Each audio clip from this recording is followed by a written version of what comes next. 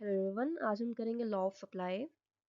Demand and supply का relationship समझने के लिए आपको लॉ ऑफ सप्लाई पता होना ज़रूरी है। So let's get started.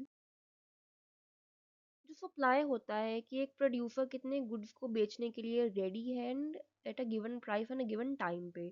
जब प्राइसेस बढ़ते हैं तब प्रोड्यूसर्स अपना प्रॉफिट बढ़ाने के लिए सप्लाई बढ़ा देते हैं एंड जब किसी चीज़ की सप्लाई बढ़ती है तो उसकी अवेलेबिलिटी बढ़ जाती है एंड जो गुड्स इजीली अवेलेबल होते हैं एंड सरप्लस में होते हैं तो उनका जो प्राइसेस होते हैं वो कम हो जाते हैं एंड इसीलिए जो लॉ ऑफ सप्लाई है वो ये स्टेट करता है कि जब सप्लाई इंक्रीज होती है तब प्राइसेस फॉल करते हैं, मतलब प्राइसेस कम हो जाते हैं।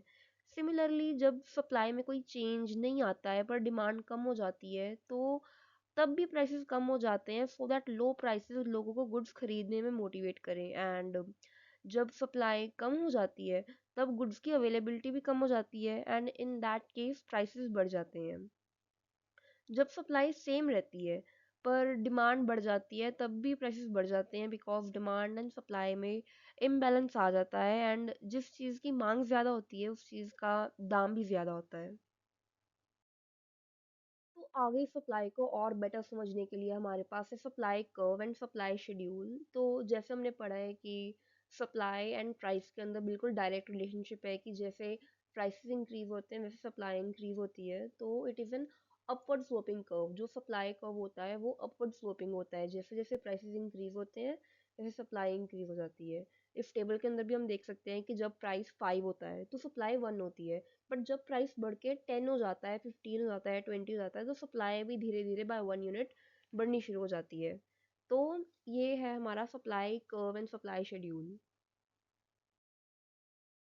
Okay, then we have the factors affecting supply. तो ये वो फैक्टर्स होते हैं जो सप्लाई को इंक्रीज या डिक्रीज होने में इन्फ्लुएंस करते हैं, like the cost of production. अगर कॉस्ट ऑफ प्रोडक्शन लो होएगी तो जो प्रोडक्शन है वो ज़्यादा होएगी एंड जो सप्लाई है वो भी बढ़ जाएगी। तो लोअर कॉस्ट ऑफ प्रोडक्शन हो सकता है कि जो वेजेस है अगर वो कम हो जाए या फिर अगर जो रॉ मटेरियल है उसकी कॉस्ट कम हो जाए तब कॉस्ट ऑफ प्रोडक्शन कम हो जाएगी एंड जो प्रोड्यूसर होएगा वो ज़्यादा सप्लाई कर पाएगा क्योंकि वो ज़्यादा प्रोड्यूस कर पाएगा। देन नेक्स्ट वी हैव, अगर फर्म्स का नंबर इंक्रीज हो जाए, अगर ऑब्वियसली फैक्ट्री या फिर इंडस्ट्रियल यूनिट्स बढ़ जाएंगे तो जो नंबर ऑफ प्रोड्यूसर्स हैं वो भी बढ़ जाएंगे, तो नेचुरली हमारी सप्लाई भी बढ़ जाएगी। Then we have the profitability of alternative products. अगर कोई शू मेकर है सपोज करो एंड अगर उसको चप्पलें बनाना लाइक स्लीपर्स बनाना उसको मोर प्रॉफिटेबल लगता है तो वो उसकी स्लीपर्स की प्रोडक्शन बढ़ा देगा, स्लीपर्स की सप्लाई बढ़ जाएगी। But on the other hand वो फिर मे बी शूज की सप्लाई कम कर दे क्योंकि उसको अगर उसके सारे रिसोर्सेज स्लीपर्स बनाने में जा रहे हैं तो मे बी वो शूज की सप्लाई कम कर दे। एंड देन रिलेटेड सप्लाई, अगर पेन की सप्लाई बढ़ रही है तो नेचुरली हमको इंक की सप्लाई भी बढ़ानी ही पड़ेगी, तो इन दोनों की जो सप्लाई है वो इकट्ठे बढ़ती है जो रिलेटेड गुड्स होते हैं। देन वेदर, जो क्लाइमेटिक कंडीशंस होते हैं स्पेशली एग्रीकल्चरल प्रोडक्ट्स के लिए वो काफ़ी ज़रूरी होते हैं। अगर कभी बारिश ज़्यादा हो जाए तो फसलें ख़राब हो जाती हैं एंड अगर कोई नेचुरल क्लामिटी आ जाए लाइक सूखा पड़ जाए तब भी फसलें उगाना एग्रीकल्चर बहुत मुश्किल हो जाता है, तो जिसके कारण जो सप्लाई होती है इन एग्रीकल्चरल गुड्स की वो काफ़ी कम हो जाती है एंड उनके कम हो जाने के कारण फूड स्कार्सिटी हो जाती है एंड इन दैट केस हमको इम्पोर्ट्स करने पड़ते हैं। तो overall it is a very bad situation. Then we have productivity of workers.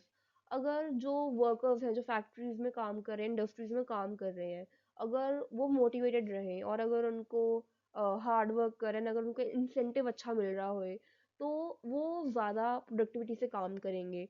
तो उनकी प्रोडक्टिविटी का मतलब है कि आउटपुट बढ़ जाएगा एंड सब्सिक्वेंटली सप्लाई भी बढ़ जाएगी। Then we have technological improvements. अगर हमारी टेक्नोलॉजी में हमारी मेथड ऑफ प्रोडक्शन में इम्प्रूवमेंट आ जाए तो भी हमारी जो फर्म्स है उनका कॉस्ट ऑफ प्रोडक्शन कम हो जाएगा एंड कॉस्ट ऑफ प्रोडक्शन कम हो गया मतलब जो सप्लाई है वो बढ़ जाएगी। टेक्नोलॉजिकल इम्प्रूवमेंट्स जैसे कि अगर हम जो लेबर इंटेंसिव इंडस्ट्रीज हैं अगर वो कैपिटल इंटेंसिव टेक्निक्स अडॉप्ट कर लें तो उनकी कॉस्ट काफ़ी कम हो जाएगी एंड अदरवाइज भी कंप्यूटर्स एंड ऑटोमेशन ने ये चीज़ों में काफ़ी इम्प्रूवमेंट ले आई है। देन गवर्नमेंट सब्सिडीज, अगर गवर्नमेंट सब्सिडीज दे रहा है तो उसकी प्रोड्यूसर्स को कॉस्ट कम हो जाएगी एंड वही सेम पॉइंट की सप्लाई बढ़ जाएगी। देन ऑब्जेक्टिव ऑफ फर्म, जो प्रोड्यूसर है, जो फर्म है, उसका जो ऑब्जेक्टिव है वो काफी मायने रखता है। अगर प्रोड्यूसर चाहता है कि उसको प्रॉफिट ज्यादा से ज्यादा मिले, तो वो ज्यादा प्रोडक्शन करेगा और अपनी उसकी सप्लाई कम हो जाएगी सो दैट कि वो प्रॉफिट्स जो है वो मैक्सिमाइज कर सके। But on the other hand, अगर जो प्रोड्यूसर है, प्रोड्यूसर का टारगेट ये है कि उसको अपना सेल्स या रेवेन्यू को मैक्सिमाइज करना है, तो फिर वो अपनी सप्लाई बढ़ा देगा। अगर प्रॉफिट मैक्सिमाइज करना हुआ, तो फिर वो अपनी सप्लाई कम कर देगा एंड प्राइसेस बढ़ा देगा। Anyways, next we have the important questions जो एग्जाम में पूछे जा सकते हैं। इसके अंदर काफी बेसिक क्वेश्चंस आ सकते हैं। सप्लाई एंड डिमांड वाले जो कंसेप्ट्स हैं, टॉपिक्स हैं, ये हैं काफी इंपॉर्टेंट है, बट इनसे क्वेश्चंस काफी इजी आते हैं। लाइक सप्लाई क्या होता है, फैक्टर्स अफेक्टिंग सप्लाई क्या होता है, डिमांड एंड सप्लाई का फर्क क्या होता है, demand curve, supply schedule with an hypothetical example. ये सारा कुछ एग्जाम में आ सकता है। ओवरऑल काफी इजी सब्जेक्ट है, ये काफी इजी कंसेप्ट्स हैं। तो anyways, thanks for watching the video. Please like share and subscribe अगर आपको ये वीडियो अच्छा लगा हो। ये एक नया चैनल है द नर्ड स्पॉट, सो अगर आपको ये वीडियो पसंद आई हो तो प्लीज अपने फ्रेंड्स के साथ शेयर करें, लाइक करें, कमेंट करें, सब्सक्राइब करें। Thank you.